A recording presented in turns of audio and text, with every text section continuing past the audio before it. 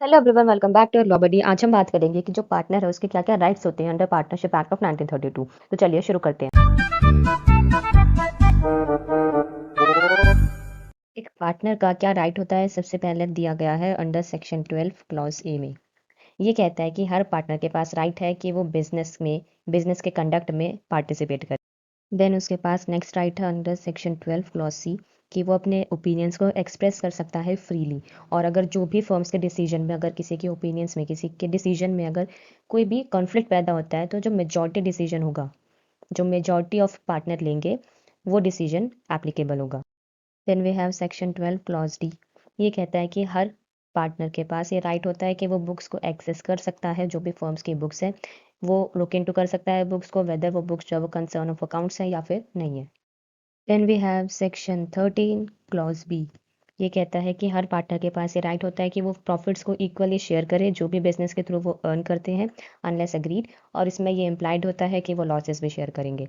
एक पार्टनर का क्या राइट होता है, सबसे पहले दिया गया है अंडर सेक्शन 12 क्लॉज ए में। ये कहता है कि हर पार्टनर के पास राइट है कि वो बिजनेस के कंडक्ट में पार्टिसिपेट करे।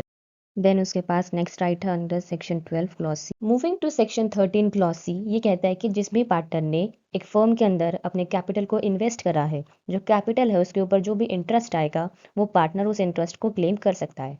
Moving to section 13 clause E, ये कहता है कि अगर कोई भी पार्टनर पेमेंट्स या फिर लाइबिलिटीज इनकर करता है while acting on the behalf of the firm, अगर वो अपनी जेब से कोई भी पेमेंट करता है या फिर कोई लाइबिलिटी इनकर करता है, तो उन सब के लिए वो फर्म उस पार्टनर को इंडेमनीफाई करेगी।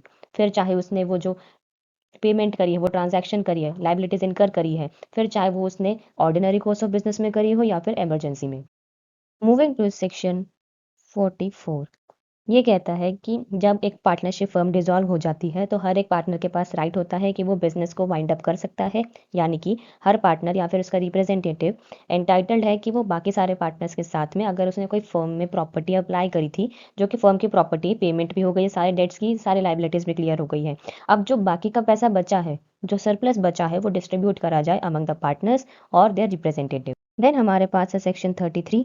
ये कहता है कि जो भी पार्टनर अगर वो एक्सपेल हो रहा हो, तो उसको एक रीजनेबल वार्निंग दी जाएगी और साथ ही उसको अपॉर्चुनिटी भी दी जाएगी कि वो अपने आप को एक्सप्लेन कर सके before the expulsion.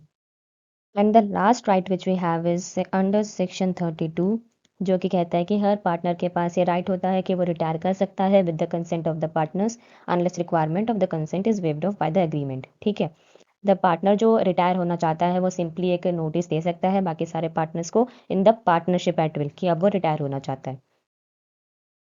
Thank you so much for your attention. If you found this video useful, do not forget to like, share, and subscribe your Law Buddy for more such legal content. Thank you. Thank you so much for your attention. If you